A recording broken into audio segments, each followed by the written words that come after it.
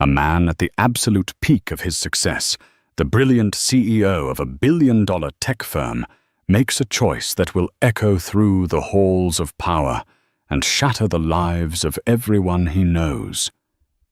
He decides to trade everything he built with his wife, their home, their history, their future, for a fleeting fantasy with a supermodel.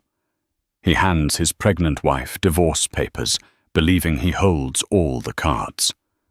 What he doesn't know is that the quiet gentlewoman carrying his child is the daughter of the one man who can destroy him, completely the silent, invisible owner of his entire company. This isn't just a story about a breakup. It's about the catastrophic fallout when ambition collides with a secret that's been hiding in plain sight. The penthouse apartment felt less like a home and more like a showroom for a life well lived. Floor-to-ceiling windows offered a panoramic, godlike view of downtown Chicago, the city lights twinkling below like a carpet of fallen stars. This was the world William Sterling had built. At 34, he was the boy wonder CEO of Aura Innovations, a tech company whose sleek, intuitive smart home devices had become the gold standard for modern luxury. He was handsome, ruthless in the boardroom, and perpetually featured in magazines that chronicled the lives of the obscenely successful. His wife, Olivia Prescott, was the picture of understated grace. While William was all sharp angles and tailored Italian suits, Olivia was soft curves and warm, intelligent eyes. She was the anchor to his soaring ambition, the quiet force that turned their glass box in the sky into a sanctuary. And now, at 5 months pregnant, she radiated a serene joy that seemed to soften even the apartment's cold, minimalist edges. Tonight she was preparing a late dinner, a simple rosemary chicken that filled the air with a comforting aroma. William was late, as he often was. She hummed softly, one hand resting on the gentle swell of her stomach, a gesture that had become second nature. They'd already picked out a name, if it was a girl, Sophie. The chime of the private elevator announced his arrival. William stepped into the foyer, shrugging off his custom-tailored coat. He looked tired, but there was a strange electric tension in his posture. "You're late," Olivia said, her voice warm and without accusation. "Everything okay at the office?" "The usual fires," he replied, loosening his tie. He walked past her, avoiding her customary kiss, and poured himself a whiskey from the crystal decanter on the bar. 2 fingers neat, his evening ritual. "I saved you dinner," she said, motioning to the oven. "I'm not hungry." His voice was flat. He turned the amber liquid swirling in his glass, and the look on his face made the fine hairs on Olivia's arms stand up. The easy charisma was gone, replaced by a cold, transactional resolve she'd only ever seen him use on business rivals. "William, what is it?"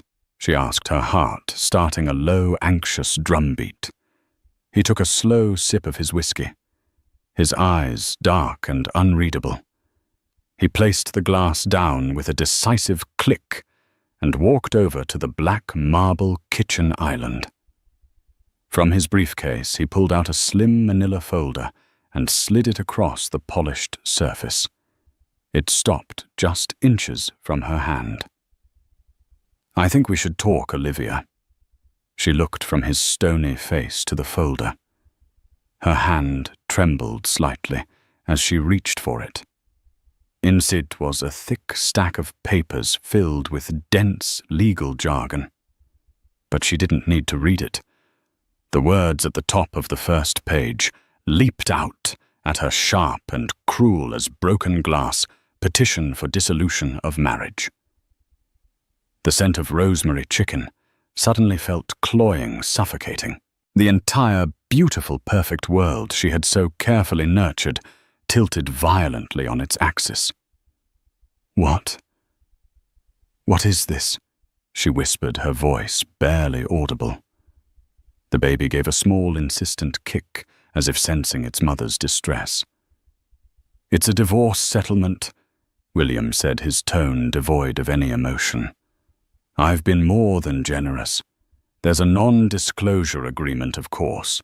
My lawyers have arranged for everything. It will be clean and quiet." "Clean and quiet." She echoed the words, tasting like poison. Tears welled in her eyes, blurring the city lights into a smear of indifferent glitter. "William, I'm pregnant. We're having a baby." "The settlement has a substantial trust fund for the child," he said, as if discussing a line item in a budget report. "You'll both be taken care of for life. You won't have to worry about anything." He said it as if money was the only thing she could possibly be worried about. The betrayal was so immense, so sudden, it was like being plunged into ice water. She stared at him. This man she had loved, this man. She had built a life with the father of her unborn child, and saw a complete stranger. Why? The question was a raw, desperate plea. "Who is she?" For the first time, a flicker of something annoyance, impatience, crossed his face. He ran a hand through his perfectly coiffed hair. "It doesn't matter." "It matters to me," she cried, her voice cracking. "I deserve to know why you are throwing us away." He let out a heavy sigh, the sigh of a man burdened by an unpleasant but necessary task. "Her name is Serafina Monet." The name landed like a physical blow. Serafina Monet.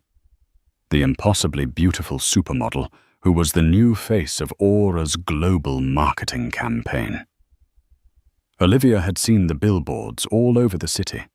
Serafina draped over their latest smart hub, her eyes promising a world of sleek, effortless perfection.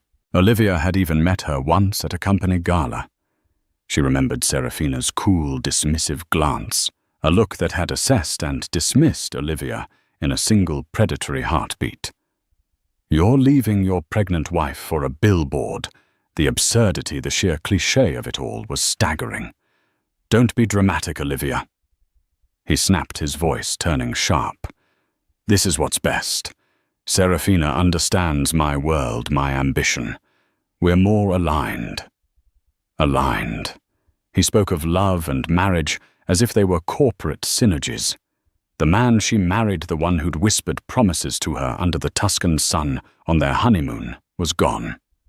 In his place stood this cold, calculating machine. "I don't want your money, William," she said, her shock hardening into a sliver of defiance. "I want my husband." "That man doesn't exist anymore," he said, picking up his briefcase. "My lawyer, Mr. Davies, will be in touch with yours. I'll be staying at the Peninsula until this is finalized. I've had my things moved." And just like that, he turned and walked to the elevator, the doors sliding shut behind him, with a soft, final hiss. Olivia was left alone in the stunning penthouse, the divorce papers on the counter, the smell of a dinner for two in the air, and the silent, frantic beating of two hearts inside her chest. The gilded cage had become a prison, and its architect had just walked out, leaving her locked inside. The first few days were a blur of disbelief and gut-wrenching sorrow. Olivia moved through the vast, empty apartment, like a ghost, the silence amplifying the frantic monologue of questions in her head. How could I not have seen this? Was it all a lie? What did I do wrong? The home they had built together was now a mausoleum of their shared memories. Every photograph, every piece of furniture, was a testament to a life that had been a sham. Her best friend, a sharp-as-a-tack litigation lawyer named Jessica Barnes, was at her side within an hour of her tearful phone call. Jessica, with her fiery red hair and no-nonsense attitude, took one look at the divorce papers, and her expression hardened. "Generous? This isn't generosity, Liv. This is hush money." Jessica spat, scanning the document. He's trying to buy your silence with a settlement that's a rounding error for him. And this NDA is ironclad. He wants to erase you. Olivia just shook her head, wrapping her arms around her stomach. I don't understand. We were happy. We were planning the nursery. He was planning his exit strategy. Jessica corrected her voice, softening as she put an arm around her friend. Men like William Sterling don't just fall out of love. They make calculated business decisions. And right now, you and this baby are a liability to his brand. The word liability struck Olivia harder than anything else. She wasn't a wife, a partner, or the mother of his child. She was a problem to be managed. Within a week, the news broke.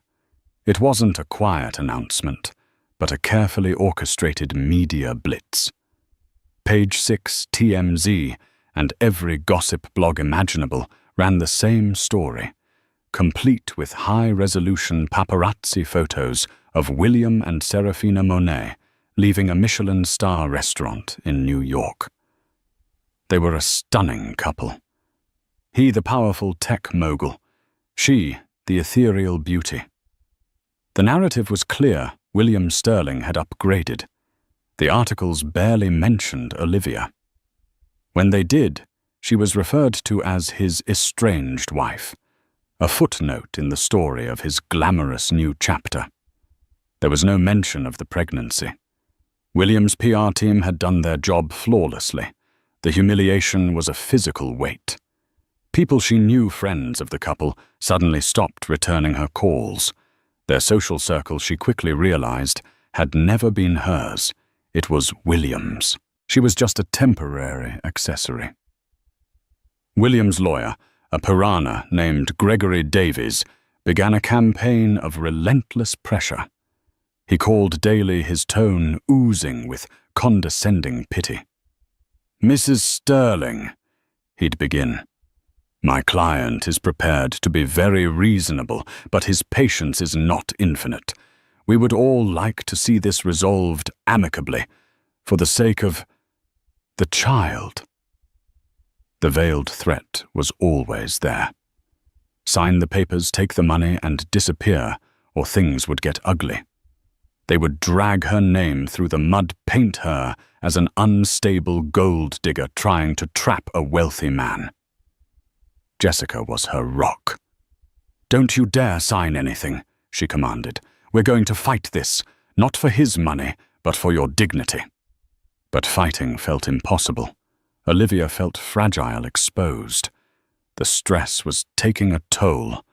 Her doctor warned her to stay calm, that extreme anxiety wasn't good for the baby. So with a heavy heart, she made a decision. She couldn't stay in that penthouse, surrounded by ghosts. She packed a few suitcases, left the keys on the counter next to the now wilted flowers William had sent her last week, and walked away from the life she had known. She found a small two-bedroom apartment in Lincoln Park, a quiet neighborhood with tree-lined streets that felt a world away from the cold glass tower downtown. It was modest, but it was hers. For the first time in years, she felt a sense of autonomy, however terrifying it was. It was there, surrounded by moving boxes, that she finally allowed herself to confront the biggest question of all her father. Marcus Prescott was a quiet, unassuming man who lived a simple life in rural Wisconsin. He'd been an engineer, or so he'd always told her. He was a widower, a devoted father who had raised Olivia on his own after her mother passed away when she was young. He valued hard work, integrity, and above all, privacy. He had never been impressed by William's wealth or status, only concerned with whether he made his daughter happy. Olivia had called him the day after William left. She'd told him they were separating, editing the story, to spare him the ugliest details. His voice had been full of concern. "Are you okay, Liv? Is the baby okay?" That was his only question. "We're fine, Dad. I'm fine." She'd lied, choking back a sob. "Whatever you need, you just tell me. You know that." She knew. But calling him to ask for help felt like admitting she had failed. William had been her choice, her life. She wanted to prove to herself more than anyone that she could stand on her own 2 feet even now. She had a master's degree in architectural history that she'd never used content to support William's career. Maybe it was time to change that. But as the weeks turned into a month, the reality of her situation sank in. William had frozen their joint accounts. The generous offer was contingent on her signing the NDA. Without it, she had nothing but the small savings account in her own name. She was a pregnant, soon-to-be single mother with a resume that had a 7-year gap on it. The final straw came in the form of a glossy magazine cover in the checkout line at the grocery store. It was Vanity Fair. On the cover, William and Serafina were posed in his penthouse, her penthouse. The headline read, "Power and Passion, Tech Visionary." William Sterling and supermodel Serafina Monet on building a new empire. Inside the article was a nauseating tribute to their cosmic connection and shared vision. William was quoted as saying, "For the first time in my life, I feel like I've met my true equal." He had erased her. In the story of his life, she was being written out, her entire existence redacted. As she stood there, the magazine trembling in her hands, a cold, hard resolve settled deep in her bones. Dignity was one thing, justice was another. He had not just left her. He had tried to annihilate her legacy, her very reality. That evening she sat in her small apartment, the city lights of a different, more humble Chicago outside her window. She picked up her phone. She didn't call her dad's personal number. Instead, she dialed a number she hadn't used in years, the direct line to a man named Mr. Harrington, her father's fiercely loyal and discreet personal attorney. "Mr. Harrington," she said, her voice steady and clear. "It's Olivia Prescott. I need to talk to you about my father's primary business interest, the one in Chicago. I believe it's called Aura Innovations." In the gleaming steel and glass headquarters of Aura Innovations, William Sterling was king. He strode through the open-plan office like a conquering hero, his employees parting before him like the Red Sea. His divorce was old news, his relationship with Serafina a source of public fascination. The company's stock was soaring, buoyed by the endless free publicity. He felt invincible. Serafina was a constant presence at his side. She'd developed a sudden passionate interest in business, offering unsolicited opinions on marketing, branding, and even product design. "Darling, the Aura brand isn't just about technology," she'd purred one evening, tracing the lapel of his suit. "It's about lifestyle, aspiration. We should be sponsoring Art Basel, the Monaco Grand Prix. We need to be seen in the right places with the right people." William, blinded by her beauty and the validation she offered, readily agreed. He began pouring company money into vanity projects, sponsoring Serafina's favorite designer at Paris Fashion Week, a multi-million-dollar Aura Experience yacht party at Cannes, and a new ill-conceived line of Aura by Serafina, designer smart mirrors, that were hemorrhaging money in R&D. This shift did not go unnoticed by David Chen, Aura's meticulous and unassuming chief financial officer. David had been with the company since its early days. He was a numbers man, a pragmatist who believed in fiscal responsibility and sustainable growth. He watched the new expenditures with mounting alarm. He requested a meeting with William, armed with spreadsheets and projections that painted a grim picture. "William, the marketing spend is up 300% this quarter," David said, pointing to a graph showing a steep upward curve. The ROI on these lifestyle events is negligible. We're burning through our cash reserves at an unsustainable rate. The board is going to have questions." William waved a dismissive hand. "The board answers to me, David. You're thinking like an accountant. I'm thinking about brand equity. We're not just selling gadgets anymore. We're selling a dream. This dream is costing us a fortune." David pressed his anxiety palpable. "And this Serafina Mirror project, the preliminary data shows almost no market demand. It's a folly." "It's an innovation," William corrected, his voice laced with irritation. "Serafina has her finger on the pulse of the luxury market. You need to have a little more vision." But David's concerns weren't just about spending.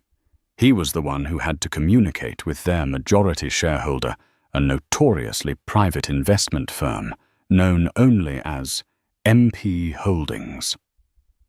For years, MP Holdings had been a silent partner.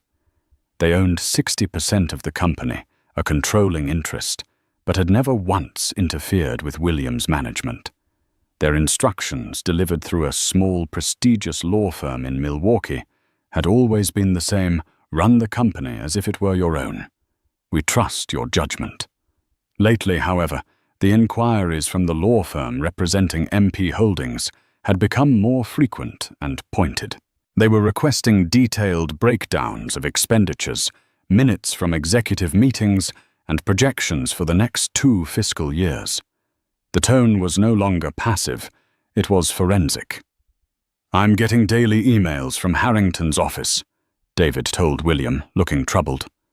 "They're asking about the new marketing budget. They want a full P&L on the Serafina Mirror project. They've never been this involved." William scoffed. "They're probably just some faceless fund managers getting nervous. Send them the reports. They'll be dazzled by the press we're getting." He truly believed it. In his mind, the company was his creation, his genius made manifest. MP Holdings was just old money, lucky to have gotten in on the ground floor. William Sterling was the engine. He was Aura Innovations. Meanwhile, in a quiet law office in Milwaukee, Mr. Harrington was compiling a dossier. It was thick, detailed, and damning. It contained David Chen's concerned emails, every extravagant expense report, every negative market analysis of William's pet projects. And it also contained a signed affidavit from Olivia Prescott, detailing the emotional distress and coercion she had been subjected to, along with a medical report from her obstetrician on the physical effects of that stress. Mr. Harrington was a calm, grandfatherly man with kind eyes that missed nothing. He'd known Olivia since she was a little girl. He had worked for her father for over 40 years, and his loyalty was absolute. "He's arrogant, Marcus," Harrington said over a secure phone line to his employer. "He's treating the company like his personal piggy bank. The CFO is practically screaming for help, but Sterling won't listen." On the other end of the line, Marcus Prescott's voice was quiet, but it carried the weight of immense power. "And Olivia, she's strong, stronger than he ever gave her credit for. She's focusing on the baby, but she's ready. She understands what needs to be done." There was a long pause. Marcus was not a man given to rash decisions. He had watched William Sterling for years, believing he had found a brilliant, ambitious young man to steward the company he had painstakingly built from a small workshop in his garage into a global powerhouse. He had given William autonomy, wanting to see what he would build free from interference. He'd seen William's ambition as an asset. Now he saw it as a cancer. "The man I entrusted with my company is threatening the well-being of my daughter and my grandchild," Marcus said, his voice dropping to a dangerously low temperature. "He has mistaken my silence for absence. It's time to remind him who owns the board." Harrington knew what this meant. "I'll make the arrangements," he said. "I will call an emergency meeting of the board of directors for next Monday." "Good," Marcus replied. "And Harrington, make sure Mr. Sterling's personal lawyer is present. I want him to have counsel when his world comes to an end." The storm had gathered. The pressure was dropping. And in his glass tower in Chicago, William Sterling, utterly oblivious, was busy approving the designs for a diamond-encrusted smart mirror. Convinced the thunder he was hearing was the sound of applause. The summons for the emergency board meeting arrived on a Friday afternoon via a curt, formal email from Mr. Harrington's office. The stated purpose was vague: to discuss urgent matters of corporate governance and fiscal strategy at the behest of the majority shareholder. William read the email with a flash of annoyance, not alarm. He saw it as a bureaucratic hassle, a box-ticking exercise demanded by some nervous investors. He forwarded it to David Chen with a one-line directive. "Get all the recent positive press clippings and sales forecasts ready. We'll put their minds at ease." He spent the weekend with Serafina in the Hamptons, chartering a yacht and attending an exclusive white party. He was the center of attention, the titan of tech with a supermodel on his arm. The meeting on Monday was a distant nuisance, a small cloud in his otherwise perfect blue sky. On Monday morning, he arrived at the Aura headquarters, feeling untouchable. He wore a charcoal grey suit that probably cost more than his assistant's car, his confidence radiating from him like a physical force.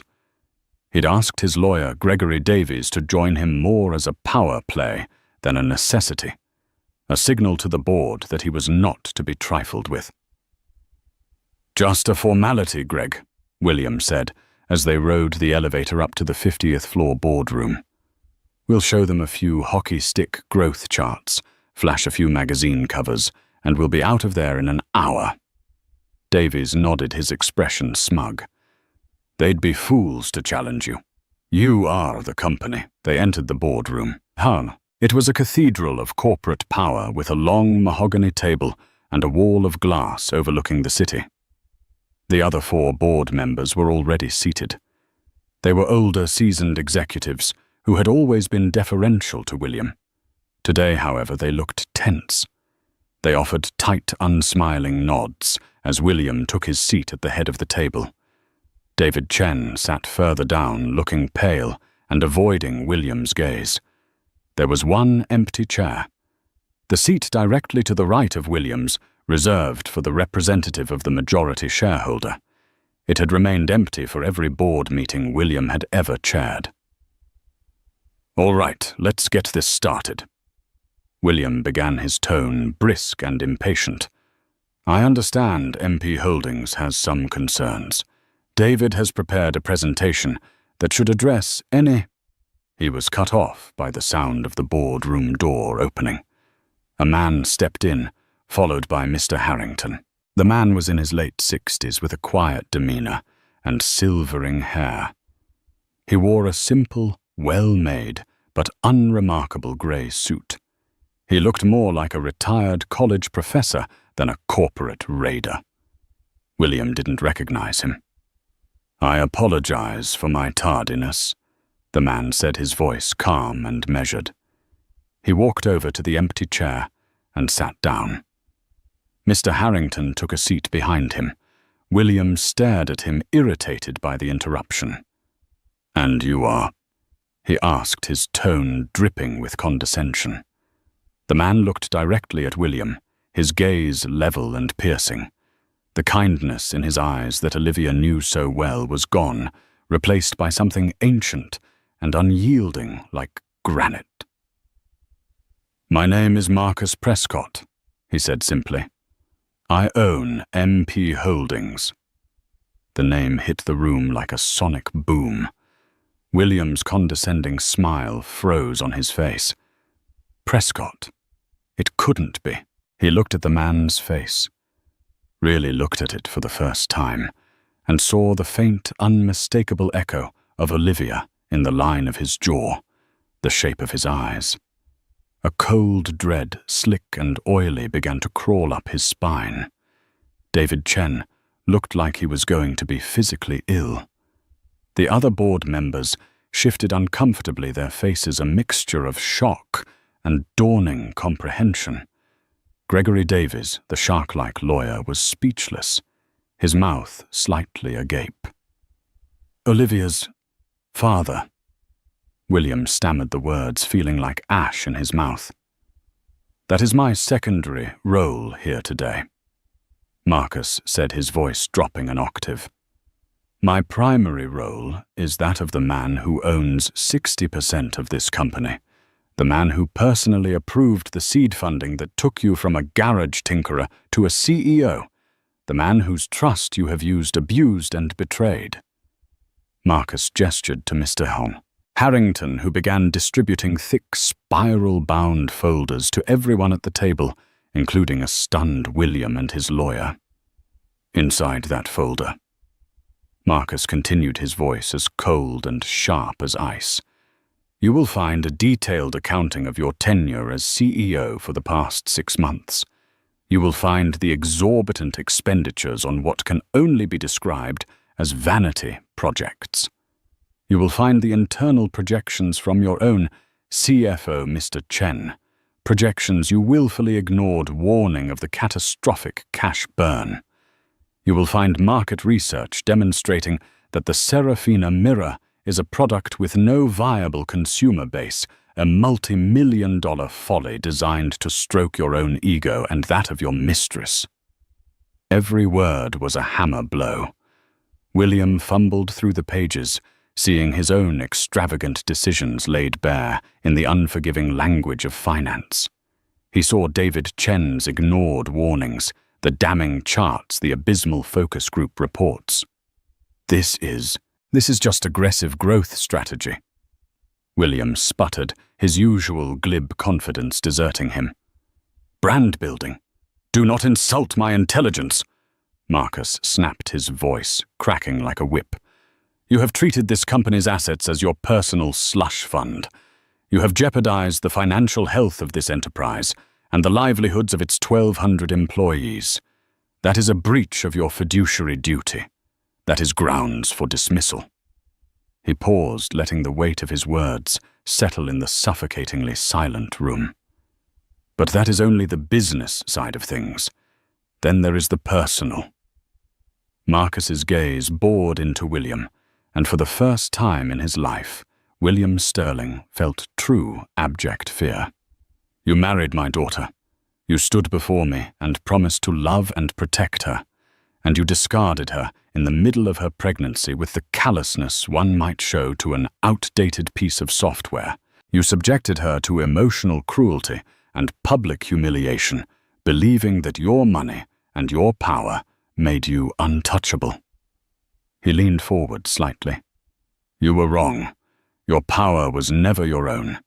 It was a loan, and I am here today to call it in." Marcus looked away from William, addressing the rest of the board. "I am calling for a vote of no confidence in CEO William Sterling, effective immediately. All those in favor?" One by one, the hands of the other 4 board members went up without hesitation. David Chen slowly, solemnly raised his as well. It was a unanimous decision. William stared dumbfounded. His world, his kingdom, the entire universe that revolved around him had just been snuffed out in less than 10 minutes. "You can't do this," he whispered, a desperate, pathetic plea. Marcus Prescott stood up, his authority absolute. "I already have. Mr. Harrington will provide you with the details of your termination. Your security access has been revoked. A security detail will escort you to your office to collect your personal belongings, and then they will escort you from the premises." He looked down at William, a fallen king, at the head of a table that was no longer his. "You told my daughter that the man she married no longer exists," Marcus said, his voice low and final. As of this moment, the CEO of Aura Innovations no longer exists either. The fallout was immediate and brutal. As William sat frozen in his chair, his mind struggling to process the cataclysm that had just occurred, his phone buzzed on the table. It was a news alert from the Wall Street Journal. William Sterling, abruptly ousted as CEO of Aura Innovations, founder's silent partner, Marcus Prescott, takes control. The story had been pre-written, ready to be published the second the vote was cast. Marcus had orchestrated a perfect corporate execution. 2 grim-faced security guards, men who had previously nodded to him with deference, entered the boardroom. "Mr. Sterling, if you'll come with us." The walk to his office was a walk of shame. The open-plan workspace, once a sea of admiring faces, was now filled with employees who stared at their screens, pretending not to notice the public execution of their former leader. The whispers followed him like a trail of smoke.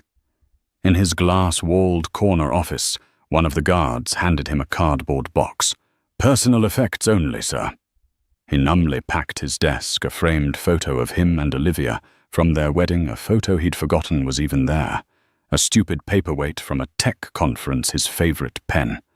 Every object was a relic from a life that had just been vaporized. As he was escorted towards the elevators, he saw David Chen.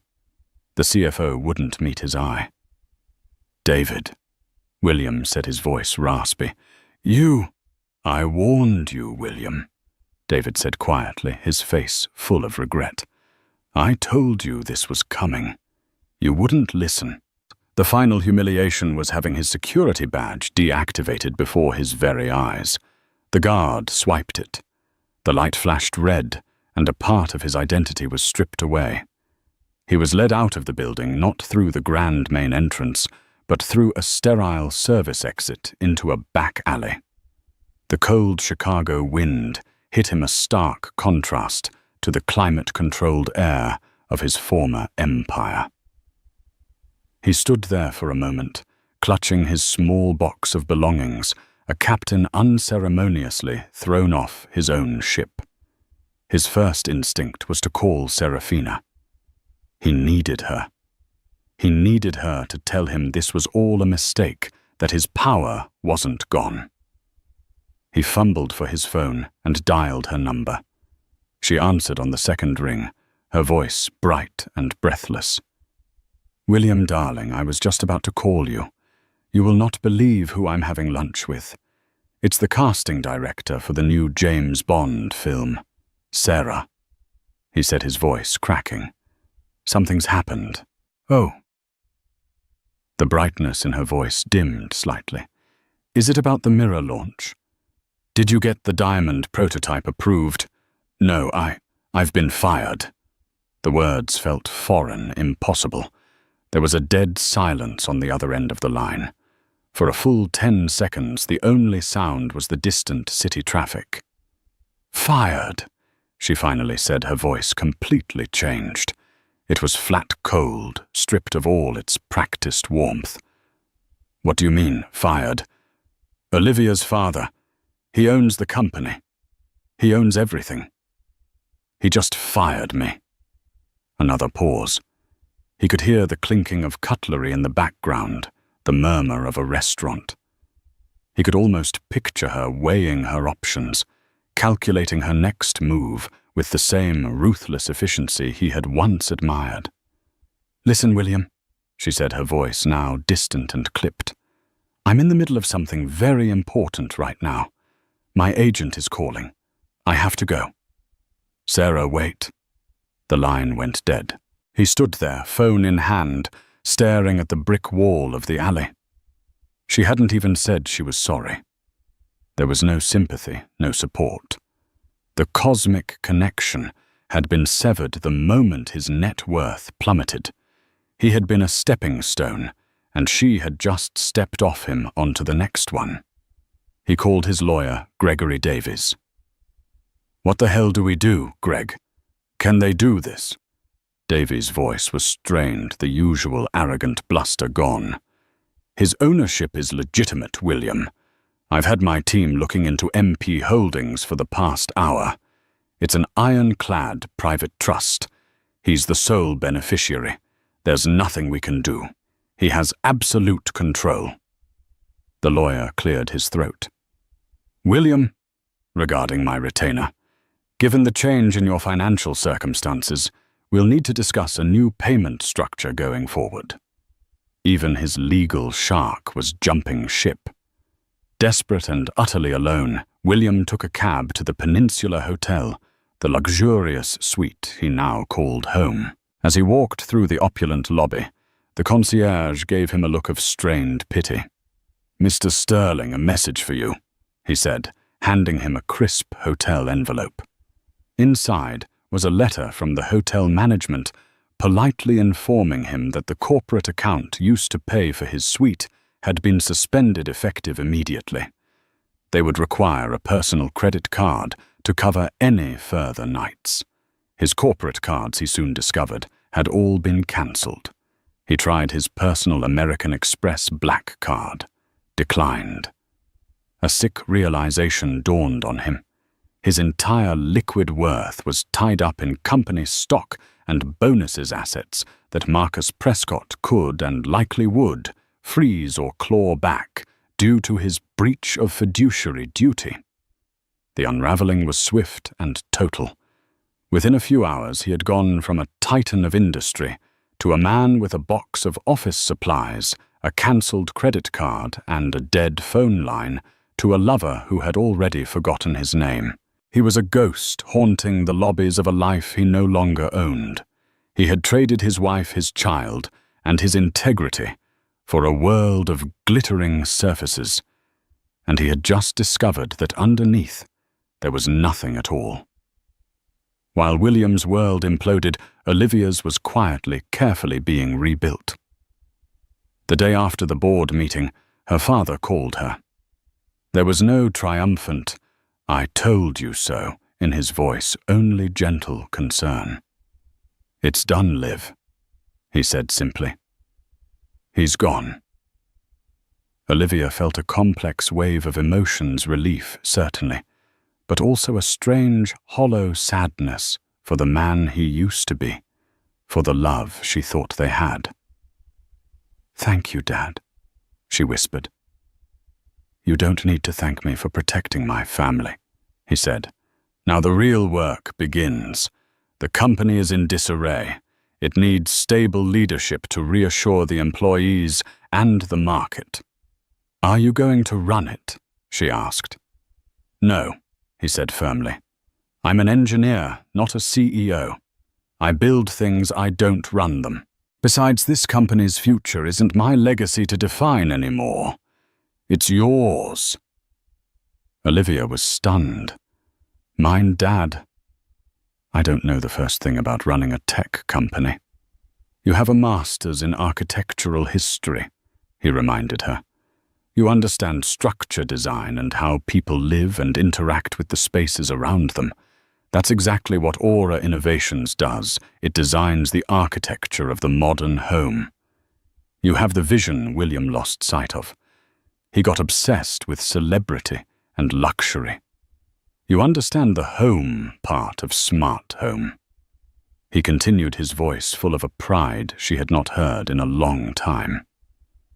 "I'm appointing an interim CEO, a trusted colleague, to handle the day-to-day. But I'm creating a new position. I want you to be the chairwoman of the board of directors. You won't run the company, you will guide it. You will set its moral compass and its long-term vision. It's your birthright, Olivia, and it will be your child's legacy." It was a staggering proposition.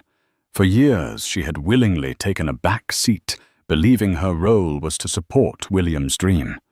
The idea of having her own, of wielding that kind of influence, was both terrifying and exhilarating.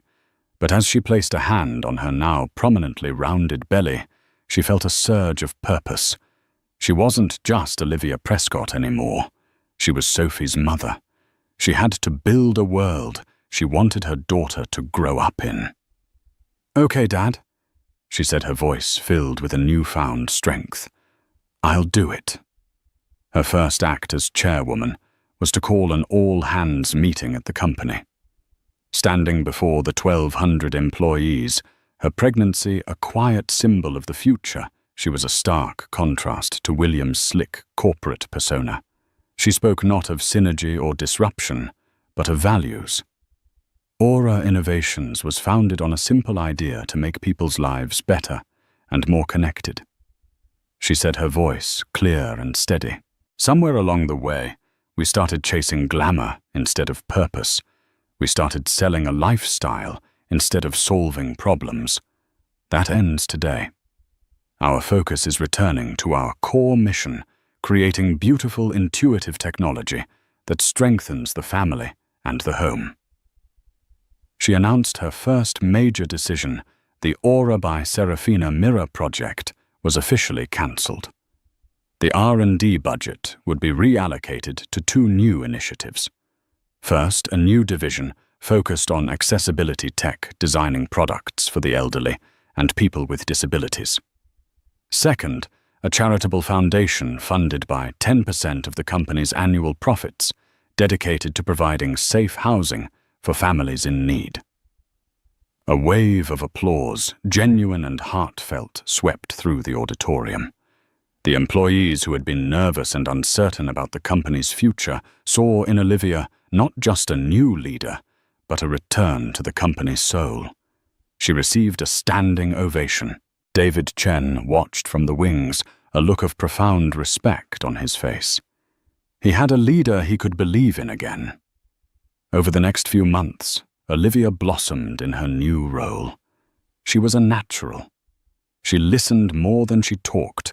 She valued her team's expertise, and she led with a quiet empathy that inspired fierce loyalty. She moved the company out of the ostentatious downtown skyscraper and into a modern, collaborative campus in a revitalized industrial district, a space designed for innovation, not just for showcasing a view. 2 months later, Olivia gave birth to a healthy, beautiful baby girl. She named her Sophie.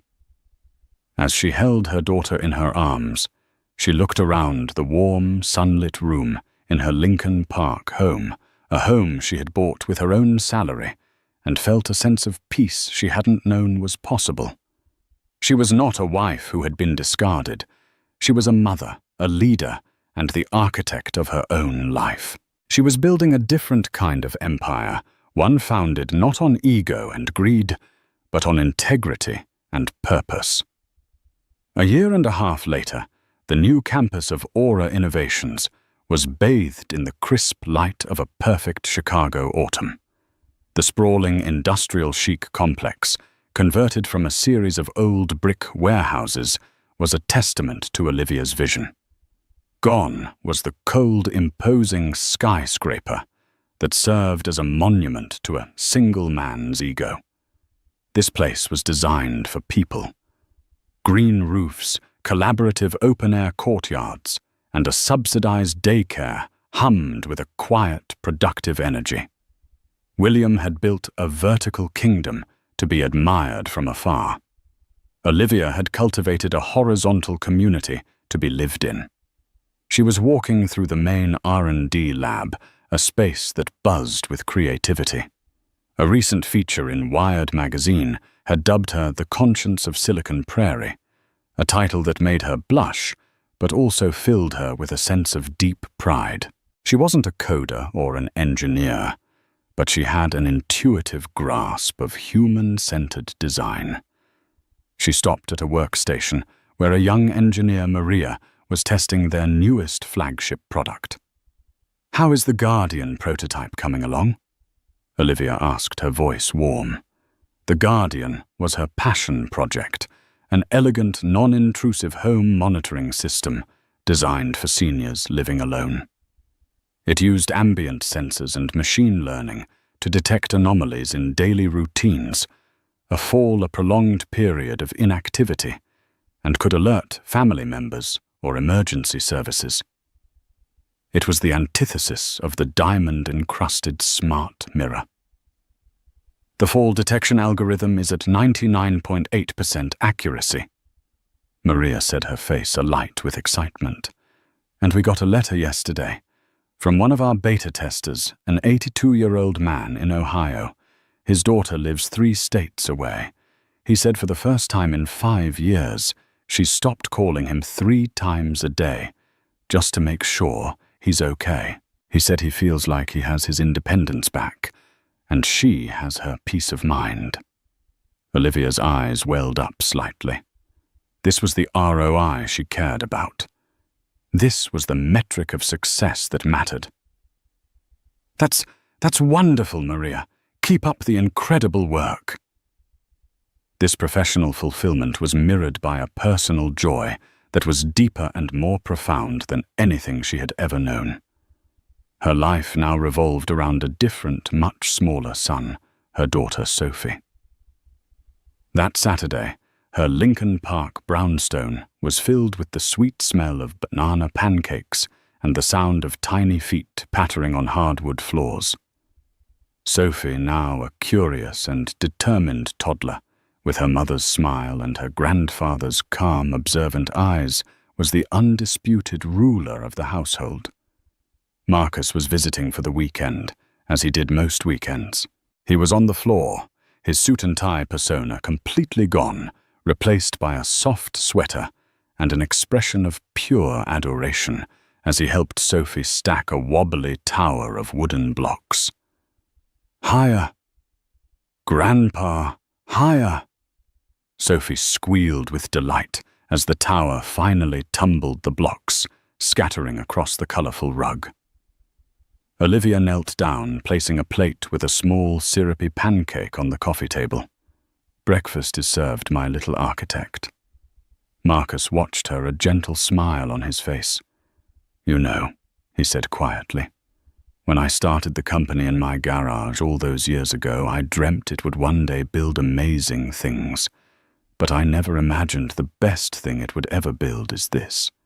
He gestured around the room at Olivia, at Sophie, at the warm, happy chaos of their life. "You took the pieces he broke, and you built a real home, Liv, for you and for her. I'm so proud of the mother you are." His words touched her deeply. Her success as chairwoman was gratifying, but her success here, in these quiet moments of love and normalcy, was her true masterpiece. She thought of the life she'd had with William, a life of galas of performance, of maintaining a perfect image in their glass box in the sky. It was a life built to be photographed. This life was built to be lived. Later that week, she was downtown to meet Jessica for lunch. The weather had turned, and the city was bracing for winter. A cold, persistent drizzle fell from a gunmetal gray sky, and the wind whipped off Lake Michigan, forcing pedestrians to hunch deep into their coats. Olivia stood at a busy intersection on Michigan Avenue, waiting for the light to change when a man across the street caught her eye. He was huddled at a bus stop, trying to shield his face from the wind. He was thin, almost gaunt, and his worn, ill-fitting coat looked insufficient for the biting cold. The sharp, custom-tailored suits were gone. The confident swagger replaced by a defeated slump in his shoulders. It took her a full 10 seconds to realize it was William. The change was so shocking it was disorienting. He was no longer a titan, no longer a king. He was just a man stripped of all his power and prestige, waiting for a bus in the rain. As if sensing her gaze, he looked up, and for a heart-stopping moment, their eyes locked across the torrent of yellow cabs and city buses. She saw a flicker of everything in his eyes, shock, disbelief, and then a wave of shame so profound it was like a physical blow. He flinched, his face contorting in an expression of raw, agonizing regret. He looked at her healthy, confident, wrapped in a warm coat, the picture of a life well lived, and it was as if he was seeing the ghost of the entire world he had burned to the ground. He broke eye contact first, turning away abruptly and fumbling in his pocket, pretending to look for something. When the bus hissed to a stop, he shuffled on without a backward glance, swallowed by the crowd of anonymous commuters, erased by the mundane rhythm of the city. Olivia stood rooted to the spot, the rain cold on her face. The hatred, the anger she had once felt, was gone. In its place was a vast, empty pity. He had nothing. The divorce had been brutal on him. His blatant mismanagement had allowed the board to enact clawback clauses on his bonuses and stock options. He'd been left with a fraction of his former worth. Serafina had never spoken to him again. His friends had vanished. He was an island, completely and utterly alone. "Liv, you okay? You look like you've seen a ghost."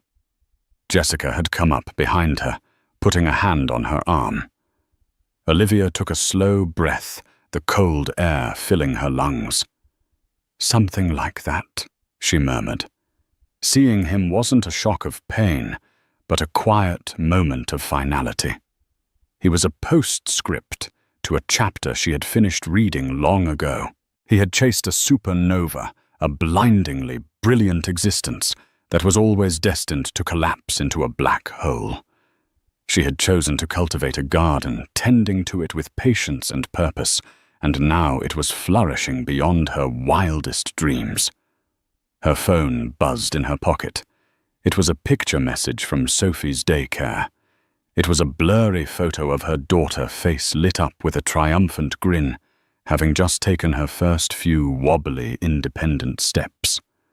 A real, unburdened smile spread across Olivia's face. She looked across the street one last time at the spot where William had stood. There was nothing there now but rain and strangers. He was an echo. Sophie was the future. The crosswalk sign flashed white. Olivia turned to her friend, linked her arm through hers, and walked into the light. And so Olivia Prescott's story comes to a close. But her legacy is just beginning. This wasn't a simple tale of revenge. It was a story about resilience, integrity, and the quiet, unshakable power that lies within those who are underestimated. William Sterling built an emir of glass and ego, and it shattered just as easily. Olivia built an empire of purpose and compassion, and it's one that will stand the test of time, a true legacy for her daughter. She proved that the best response to betrayal isn't to destroy what your enemy has, but to build something better for yourself. What did you think of this incredible story of justice and empowerment? What would you have done in Olivia's shoes? Let us know in the comments below. We read every single one. If this story moved you, please give this video a like and share it with someone who needs to hear that it's possible to build a beautiful new beginning from the wreckage of the past. And don't forget to subscribe to our channel and hit the notification bell so you won't miss our next real-life drama. Thank you for listening.